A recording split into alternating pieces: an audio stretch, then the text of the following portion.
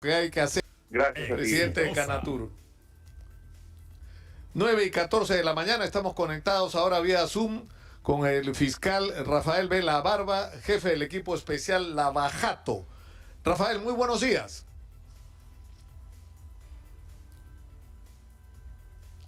Estamos conectados con Rafael Vela. Rafael, ¿me escuchas? Tienes que conectar, creo, ahí en el Zoom tu audio. Tienes que activar tu audio, por favor. Hola, hola, ¿me escuchan? ¿Ahora sí? Hola. Ahora sí, estamos Hola. conectados. Ahora sí, con Rafael Vela. Se ha presentado ya la acusación formal contra Keiko Fujimori y todas las personas vinculadas a ella, y Keiko Fujimori ha saltado hasta el techo diciendo que esto es una especie de conspiración política de una persona obsesionada con ella, que es José Domingo Pérez. Absolutamente. ¿Por qué sí. Propio de... yo creo que es una declaración, señor Lucar, absolutamente propia de una persona que no está respetando el sistema de administración de justicia en general, ¿no? Y que está teniendo una reacción, creo que de cálculo político y no técnico, porque la mejor forma objetiva de hacer ver de que no es una conducta de buena fe y sincera, procesalmente hablando, es que hasta hace muy poco sus abogados, en general, reclamaban por qué el Ministerio Público no acusaba. Lo vienen haciendo desde el año pasado, y nosotros, de hecho, teníamos esa planificación estratégica desde el año pasado de acusar. No lo pudimos hacer por la pandemia, por diferentes circunstancias que fueron producto de esta grave crisis sanitaria que hemos tenido, pero ahora que hemos formalizado ya la pretensión acusatoria, eso en absoluto puede ser sorpresivo, porque de hecho incluso en la litigación que ha sido frecuente en los tribunales, ya creo que el Poder Judicial había determinado claramente que el Ministerio Público estaba ante un caso muy sólido. Y por tanto, la prueba que necesitaba para poder acusar ya no era abundante, sino por el contrario, estaba más cerca de ese escenario en el que ahora ya se ha podido procesar toda esta cantidad de información enorme y poderse transmutar en una acusación que tiene más de 14.000 páginas. Lo que dice, entiendo, yo no he leído, confieso, el texto de la acusación, he leído extractos del documento, que es extensísimo, además me refiero a todo lo que viene con él, pero ¿de qué estamos hablando? Porque se habla de una organización criminal, porque incluso una de las conclusiones es que Fuerza Popular debe desactivarse, porque vendría a ser el marco, digamos, institucional de esta organización criminal que ha recibido. O sea, ¿por qué no nos resume, Rafael Vela, el caso Keiko Fujimori y Fuerza Popular? El caso Keiko Fujimori y Fuerza Popular es un caso en donde se instrumentaliza a un partido político con fines de captar dinero de procedencia ilícita para poder darle una apariencia de licitud a través de las campañas políticas, y que a partir de esa captación luego ese dinero ingresa de alguna manera a un financiamiento de esta organización y también de las economías propias de sus cúpulas. En otras palabras, es captar dinero de procedencia negra para luego introducirlo y obtener incluso hasta una ventaja económica en ese sentido. De tal manera de que aquí de lo que estamos hablando es que el vehículo mediante el cual se promovió esa captación originaria de dinero fue el partido político. Y ahí hay un ida y vuelta, ¿no? En lo que corresponde a quién entrega dinero de procedencia ilícita. No solamente se ha incluido a la empresa brasileña Odebrecht, sino también a otras empresas peruanas que también, a partir de prácticas delictivas, entrega un dinero contaminado para que luego la organización política, la cúpula de la señora Fujimori, la cúpula de esta organización criminal, lo que utilice es una defraudación del sistema de rendición de cuentas ante la Oficina de Procesos Electorales a partir de establecer modalidades como la del pitufeo.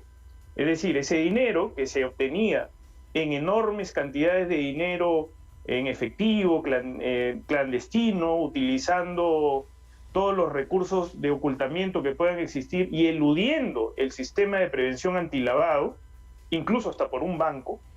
A partir de esa situación es que eventualmente ese dinero luego es ingresado a las economías, incluso hasta particulares, de los componentes de esta organización criminal. Y el método del pitufeo es el que permitía hacer la rendición de cuentas fraudulenta ante la Oficina Nacional de Procesos Electorales, que finalmente, claro, careciendo de la parte del dinero con el que se financiaba irregularmente la campaña o las campañas electorales, porque había otra parte del dinero que nunca llegó al partido, que fue a los bolsillos de las personas que eran parte de esta organización. Efectivamente, y ahí hay un doble propósito, ¿no? En el que entrega el dinero lo entrega también por una finalidad. Es conocido, por ejemplo, en el caso del colaborador eficaz Odebrecht y sus ex ejecutivos, que ellos entregaban dinero, por supuesto, buscando tener un posicionamiento estratégico en lo que era el futuro gobierno o el futuro parlamento. Entonces, en ese condicionamiento era indispensable el relacionamiento de la captación del dinero a través de la política. Y por eso es que se pide la disolución y liquidación del partido político, porque finalmente fue instrumentalizado, y es evidente, señor Lucar, que no ha existido un sinceramiento tampoco de reglas de cumplimiento electoral, porque vemos que la propia señora Fujimori sigue candidateando. Entonces no es que haya existido un arrepentimiento y una serie de procesos internos de renovación de cuadros, porque vemos esencialmente que la cúspide de la organización criminal que lideraba la señora Fujimori se sigue sosteniendo incluso. Incluso hay hasta sospecha de que continúan raptando dinero. ¿Qué va a pasar con casos como el del Banco de Crédito del Perú y el señor Dionisio Romero, que ha reconocido que le entregó millones de dólares a Keiko Fujimori de una manera irregular? Es decir, acá hay no solamente el que percibe el dinero, sino el que lo entrega. Sí, eso está incluido dentro de la acusación, porque es lo que se llama la actividad criminal previa, comúnmente conocido como el delito previo al lavado de activos. La fuente generadora de ese recurso ilícito proviene de un delito desde la interpretación del Ministerio Público que se llama fraude en la administración de personas jurídicas. Es decir, nosotros advertimos de que ha existido un delito previo generador de ese recurso, específicamente en el caso del señor Romero, pero no solamente en el caso del señor Romero, sino también de otros empresarios que utilizaron diferentes modalidades para generar ese dinero de forma ilícita, eludirlo del sistema de control de prevención antilavado y finalmente entregar de manera oculta, clandestina y en efectivo enormes sumas de dinero a la señora Fujimori. Ahora, el trato que está recibiendo Fuerza Popular y Keiko Fujimori, porque eso es otro reclamo que se hace, porque lo que dicen los fujimoristas es, pero si nosotros no llegamos nunca al gobierno, ¿por qué a los que llegaron al gobierno y eso robaron, ¿no? ¿Por qué no reciben el mismo trato? ¿Va a haber el mismo trato para todos? Es decir, que se va a medir con la misma vara, por ejemplo, el caso de Alejandro Toledo y su partido, que también recibió financiamiento, peruanos como por el cambio, que prácticamente fue creado con el objetivo de llegar al poder. Ahora sabemos para qué. Y ya está sucediendo, señor Lucas. De hecho, el primer caso que va a ingresar a juzgamiento es el caso del señor Ollanta Humala Tazo y su cónyuge y otros coacusados, que ya ha culminado el proceso de control de acusación, que es en realidad el primer caso, en el que también se está pidiendo la disolución y liquidación del Partido Nacionalista. Es decir, no se trata de que exista ningún nivel de ensañamiento con la organización política de la señora Fujimori, sino por el contrario, de un tratamiento a todos por igual. De la misma manera en el resto de casos que todavía están en una etapa distinta, porque estos casos han avanzado y hay otros que están todavía en proceso de investigación. Pero cuando vayan sumándose, la lógica del Ministerio Público sigue siendo la misma. Es decir, de que estamos ante graves delitos de lavado de activos y criminalidad organizada, en los que los aportes de campaña eran una justificación o un motivo, pero que finalmente era una forma de enriquecerse.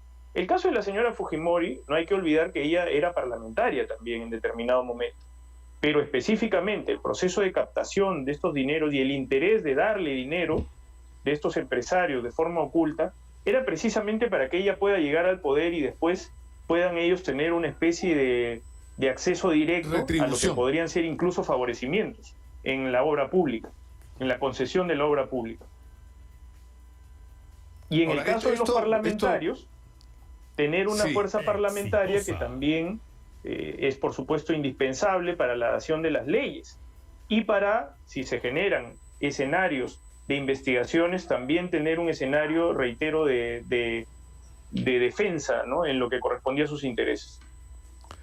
Ahora, se entiende que esta crisis que ha afectado todas las actividades y todas las instituciones, la crisis del coronavirus, ha retrasado los procesos, pero ¿cuáles son los plazos que ustedes tienen para que todas estas investigaciones pasen ya a juicio? ¿En qué momento va a ocurrir esto? Señor, bueno, es curioso, pero de hecho nosotros convivimos informando precisamente lo que es una permanente estrategia de desinformación. Se dice que el equipo especial no ha acusado. Nosotros ya tenemos múltiples acusaciones que están en el Poder Judicial, pero esto es una cuestión de legalidad.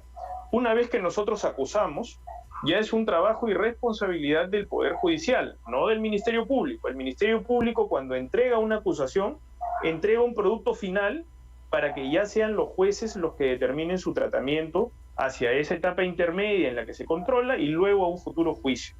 Nosotros ya tenemos 7 acusaciones pendientes de control, pero que evidentemente, en el caso del señor Humala acaba de concluir, pero el tiempo ha sido bastante dilatado por la sobrecarga que existe en el Poder Judicial, ¿no? Nosotros hemos invocado en ese sentido muy respetuosamente para que el Poder Judicial también tome medidas de carácter excepcional, en el que evidentemente tendría que haber un nivel de priorización sobre este tipo de investigaciones que tienen muy alto perfil social.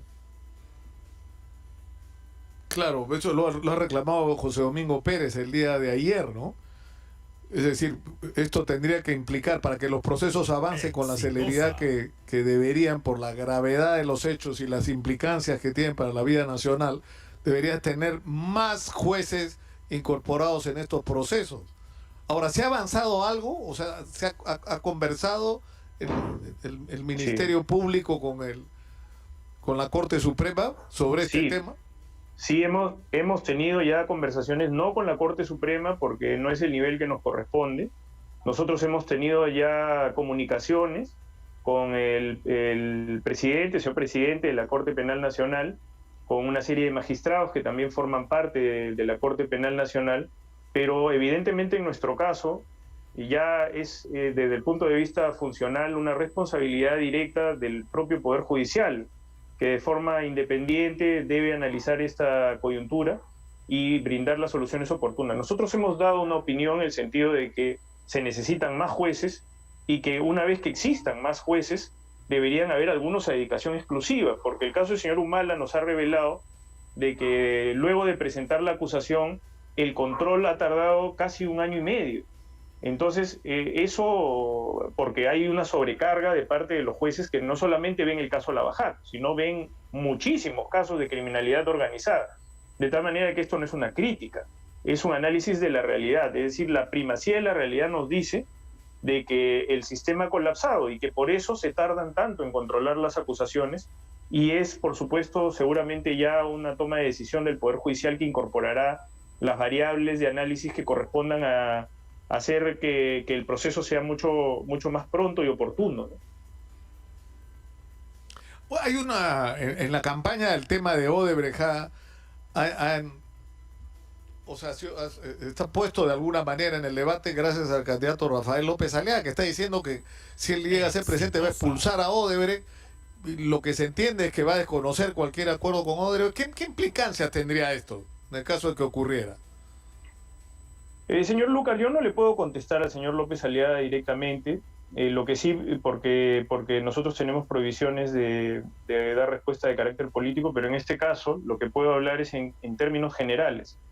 El acuerdo de colaboración eficaz con la empresa Odebrecht no es un acuerdo de la Fiscalía, es un acuerdo que cuenta con la aprobación del Poder Judicial, es decir, se trata de una sentencia judicial. Para afectar una sentencia judicial hay que desconocer la constitución política del Estado. En general, todos tenemos la obligación de respetar los fallos judiciales y como tal hay un pleno sometimiento a la legalidad. Es decir, se trata de decisiones ya firmes de carácter judicial, de tal manera de que si no se respetan las decisiones de los jueces, por supuesto que eso es inconstitucional y antidemocrático. Una última pregunta. Juliana Loza, ¿no es, digamos, fuera de lo común que la abogada que participa en un caso termina siendo procesada? ¿No es una afectación al derecho a la defensa?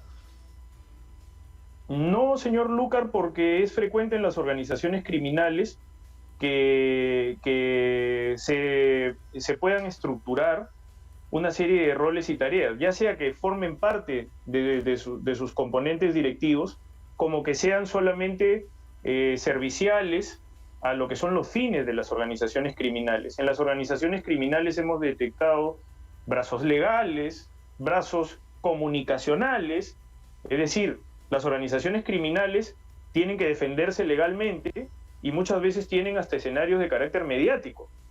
Entonces, no es atípico para nosotros encontrar que muchas veces los abogados cruzan la línea de la defensa y lo que buscan es más bien entorpecer la administración de justicia, falseando los testimonios o compeliendo a los testigos a que cambien sus versiones en general.